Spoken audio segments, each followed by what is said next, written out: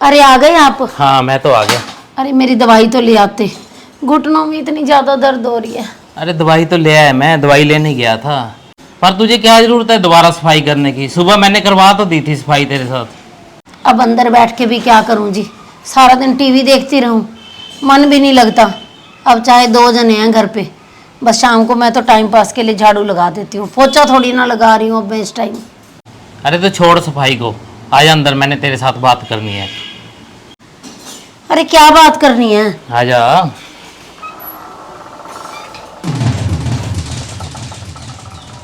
ये क्या चादरें आज फिर? 2 दिन पहले तो चादरें बिछाई हैं सामने। तू नहीं सुधरेगी। अरे गंदी लग रही थी मुझे। फिर बोलते हैं घुटने दर्द हैं, घुटने दर्द होंगे ही। चला अब।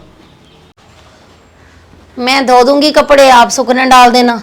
ऐसे क्यों गुस्सा कर रहे हो आप? वो तो ठीक है, मैंने भी बात करनी है तेरे साथ एक। क्या बात है?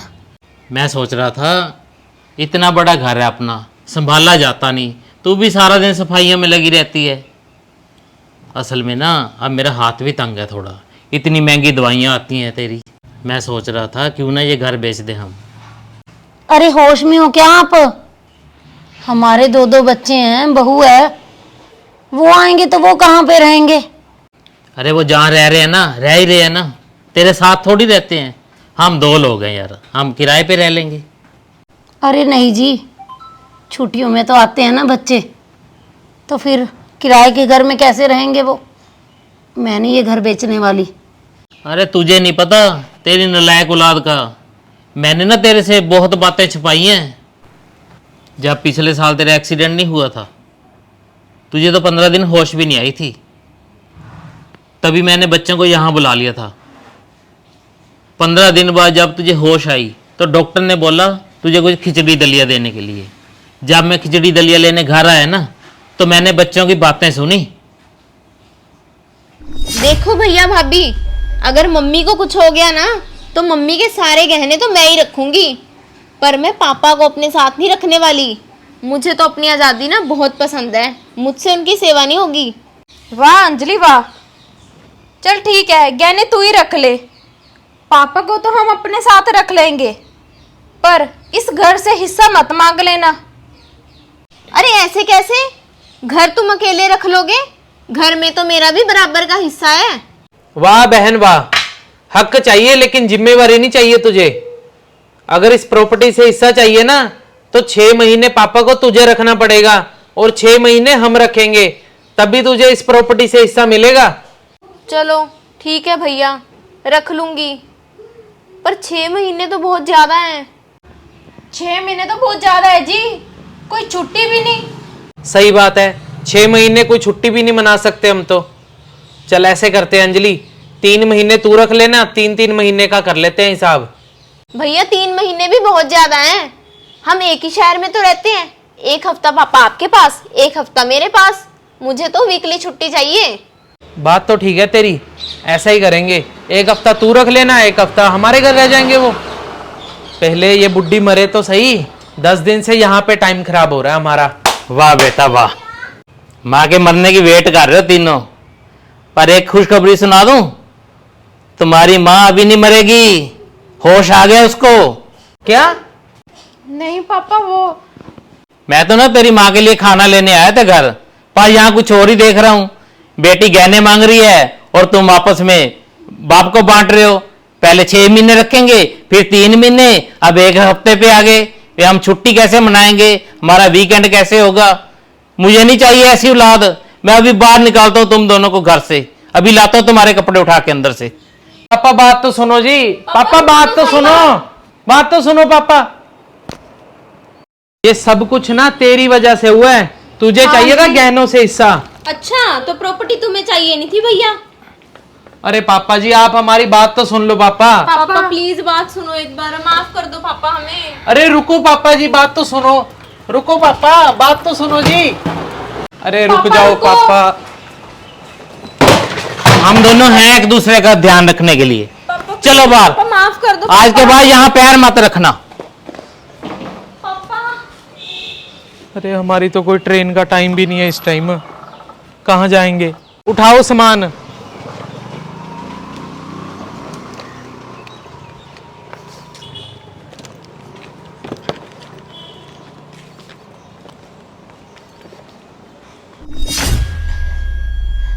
मैं तो यही समझती थी जी कि बच्चों को आपने बताया ही नहीं था कि मेरा एक्सीडेंट हुआ है।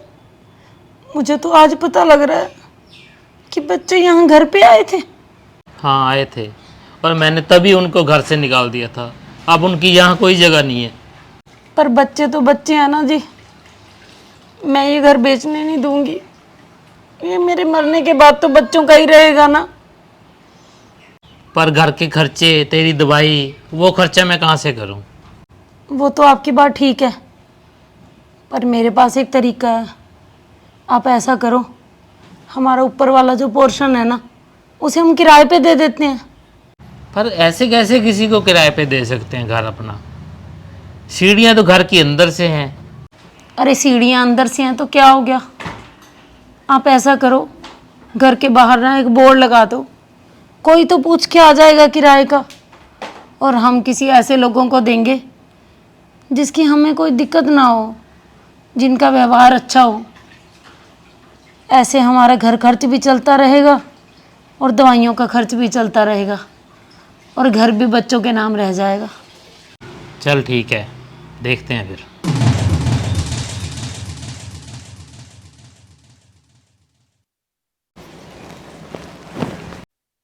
अंकल जी घर किराए पे दे रहे हो क्या?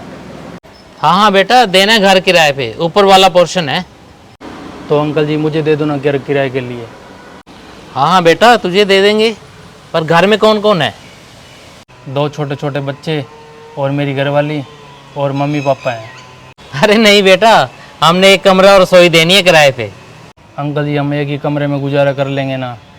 मेरी मम्मी पापा भी बुजुर्ग हैं, मुझे कोई किराए पे नहीं दे रहा घर। आप दे दो ना प्लीज़।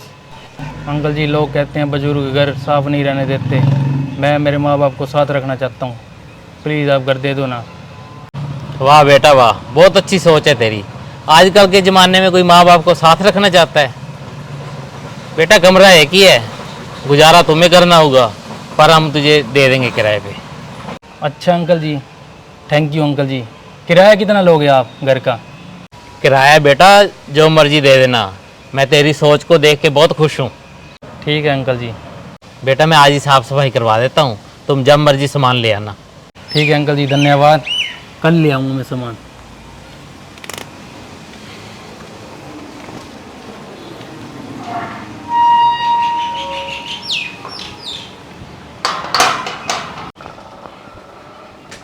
ले किराएदार भी तेरी पसंद के आ रहे हैं, जो माँ बाप को अपने साथ रखना चाहता है। किराएदार? अरे अभी तो आप बाहर लिख के लगा रहे थे, अभी किराएदार? हाँ, जैसे मैं बोर्ड लगा रहा था ना, तो एक लड़का रुक गया आके। वो कहने लगा अंकल जी मेरे 2 छोटे छोटे बच्चे हैं, पर माँ बाप को भी साथ रखना चाहता हूँ। मैंने बोला भाई एक कमरा है।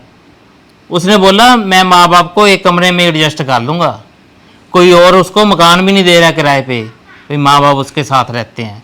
देख लो लोगों की सोच। अरे आजकल ये बड़ा पंगा हो गया है, जिसके पास घर नहीं है ना, वो इस बात के लिए बहुत लोग परेशान हैं।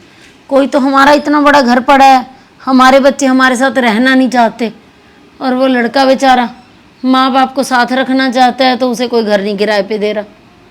अरे आपने क्या बोला उसे फिर? मैंने बोल दिया बेटा किराया जो मर्जी दे दियो, और कल से ही आ रहे हैं वो अपने घर में। चलो हमारे घर में भी अब रौनक हो जाएगी। हाँ। तो देखा आपने, माँ भी हॉस्पिटल में है और बच्चे अपने अपने हिस्सों की बातें कर रहे हैं। हिस्से तो प्रॉपर्टी के, गहनों के, वो तो कर ही नहीं है, साथ में बाप को भी ऐसे बांट रहे हैं अपने पिता को कि कितने दिन किसके पास रहेगा।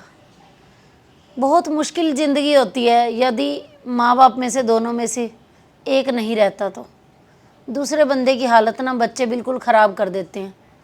मैं तो आप सभी से बस एक ही सलाह दूंगी आपको कि जीते जी ना अपनी प्रॉपर्टी बच्चों के नाम मत करें। और आप लोगों को हमारी ये छोटी सी स्टोरी अच्छी लगी तो इसे शेयर ज़रूर कर देना, और जो नए लोग हमारी स्टोरी देख रहे हैं, ऐसी ही और स्टोरी देखने के लिए मनचंदा फैमिली व्लॉग और अंजलि मनचंदा को फॉलो कर लेना। बाय।